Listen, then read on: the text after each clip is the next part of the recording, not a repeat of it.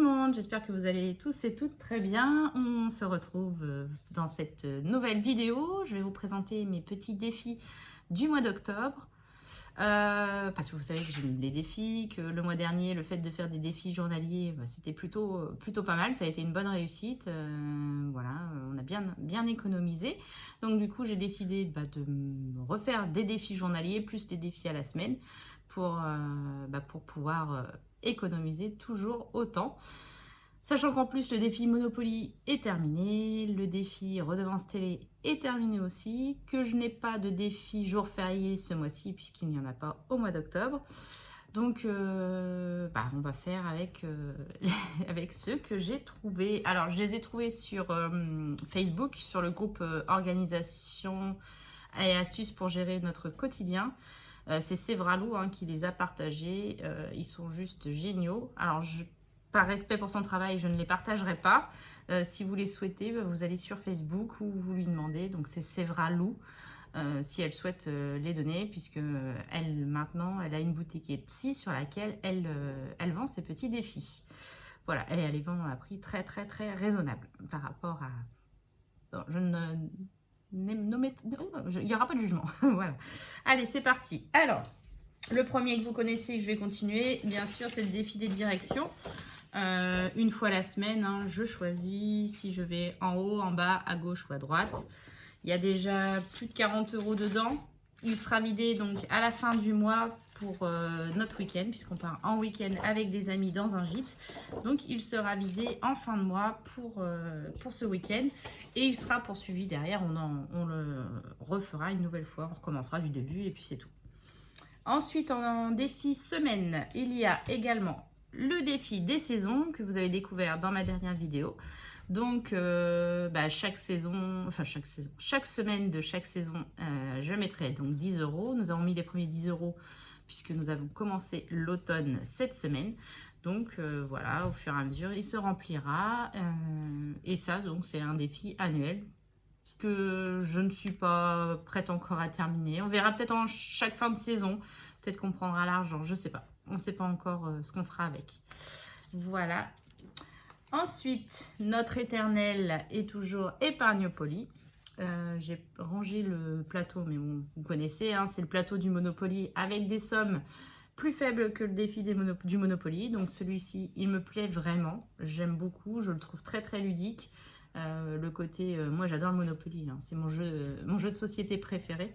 Donc le fait de pouvoir y jouer comme ça en mettant un peu d'argent de côté, moi ça me va parfaitement. Donc début de mois, je repartirai de la case départ pour pouvoir refaire l'Épargnopoly comme d'habitude. Voilà.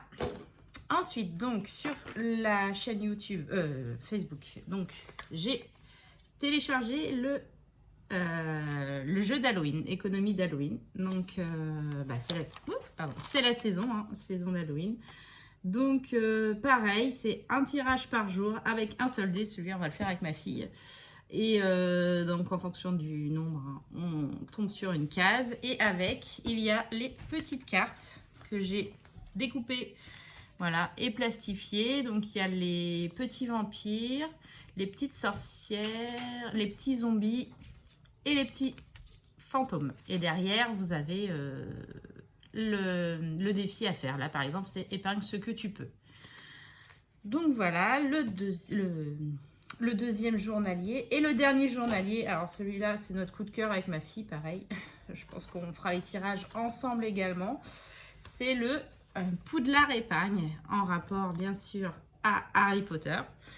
Donc il y a le plateau de jeu comme ceci, avec les règles du jeu. Ça se joue également avec un seul dé. On choisit une maison. Donc on choisira ensemble la maison qu'on va vouloir choisir.